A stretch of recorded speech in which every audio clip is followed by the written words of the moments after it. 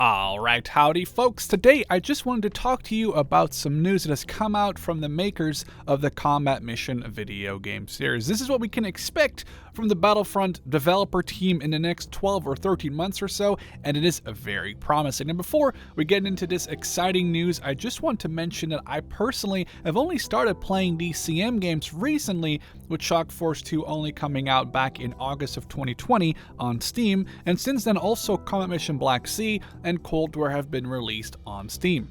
As a person still new to this over 20-year-old franchise, this look at what this year will have to offer for us is just fantastic. We can expect a further 4 more Combat Mission games to come to Steam just this year alone. And what is really exciting me personally is that these are all World War II Combat Mission games. Honestly, after the 2 more modern games and Cold War, I really felt like we needed some World War II representation on Steam for Combat Mission, and I'm glad we're getting it. They're not just going to be adding these games to Steam and be done with it, they're also going to add a new DLC to every single one. And I'll talk about that in just a second.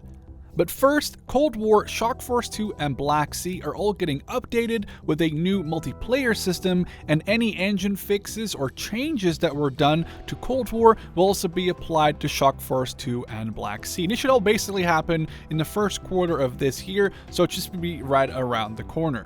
Then we get our first World War II Combat Mission game on Steam in the form of a Battle for Normandy, releasing in March or April, which will, as I mentioned earlier, include a new battle pack, which is what they call their smaller DLCs. This will focus on early D-Day combat. According to a developer post later on in the same forum, it seems to be about Utah Beach, though airborne forces from both the Allies and the Axis will make an appearance. Now, personally, I've always been very interested in American, British, and German paratrooper formations in World War II, so it's great news to see this now being added to Battle for Normandy.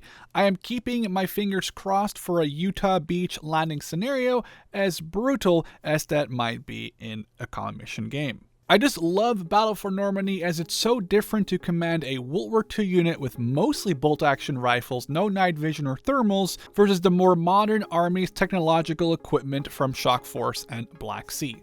Now, don't let the title of Battle for Normandy lead you to believe it only takes place during the Battle for France. With additional models and battle packs, this game follows the Allied advance all the way to the fighting for the Netherlands during Operation Market Garden.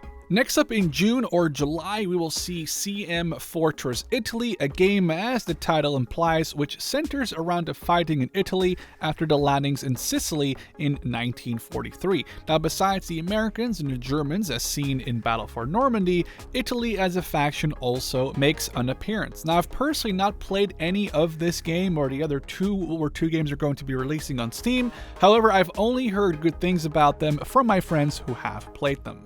Now, Fortress Italy has 2 additional modules that see the fighting in Italy continue all the way up north to the Italian Alps, including the liberation of Rome. Whereas Battle for Normandy sees you fight in the fields of Normandy with hedgerows and neatly built up cities around Nijmegen and Arnhem, Fortress Italy really puts the emphasis on lighter vehicle combat and infantry, seeing as the terrain is a lot more mountainous, with the Battle for Monte Cassino Abbey being a specific highlight. Fortress Italy will also be getting a new battle pack, though they haven't given any details about that yet. What I'm personally really excited for, since I have not played with any World War II Soviet equipment yet, will be the release of Red Thunder in September or October of this year. RT focuses on the Soviet advance from 1944's Operation Bagration to the gates of Poland's capital, Warsaw.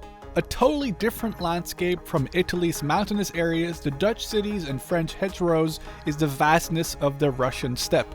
The Soviets have a lot of close-range firepower, with the amount of PPSH SMGs they give to their infantry squads, while having to keep in mind German MG42s will make short work of them on open ground. Red Thunder also got a recent add-on covering the battles from September 44 all the way to the Battle for Berlin in May 1945. Soviet partisans, German Volkssturm, and a ton of other formations fight it out in fall, winter, spring, and summer. As for Battle for Normandy and Fortress Italy, a battle pack here will also be added. This time the focus will be on Kampfgruppe Mühlenkamp, part of the 5th SS Panzerdivision Viking, to stem the Soviet tide in July of 1944. The final game coming to Steam will either hit in December of this year or January of 2023 in the form of Final Blitzkrieg. The game is all about the final German attempt to force the Allies into a ceasefire agreement during the Ardennes offensive. In Final Blitzkrieg, the Germans are pulling out all the big tanks like the King, Jagd, and Sturmtigers. The game covers the war from October 1944 to the end of January 1945, with the US fighting against the last-ditch effort of the German military in France, Belgium, Germany, and the Netherlands. Instead of a battle pack for Final Blitzkrieg, a larger module will also be released, not only extending the game's duration all the way to the end of the war, but also adding Commonwealth forces as well as last-ditch German troops like the Volkssturm. And if all that wasn't enough, there is still more to come in this year, with a free engine upgrade that will focus on, in my opinion, much needed performance improvements. Though it's not mentioned when this will come out, I assume since it's mentioned in the 2022 preview, we can expect it this year.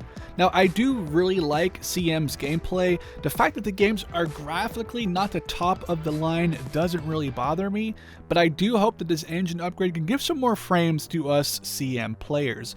Either a game should look great and run decent, or a game can look kind of mediocre but should run great, especially in 2022, so fingers crossed.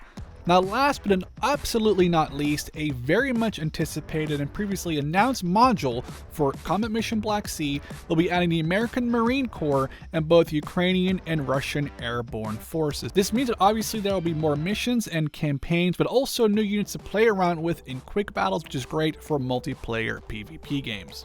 Now, this is already an insane amount of content coming to Steam, with each game receiving an add-on, which is just perfect. However, Steve and the Battlefront team mentioned we can expect even more stuff to show up as a surprise later this year. I dove into the comments section with a lot of speculation about what these surprises may be.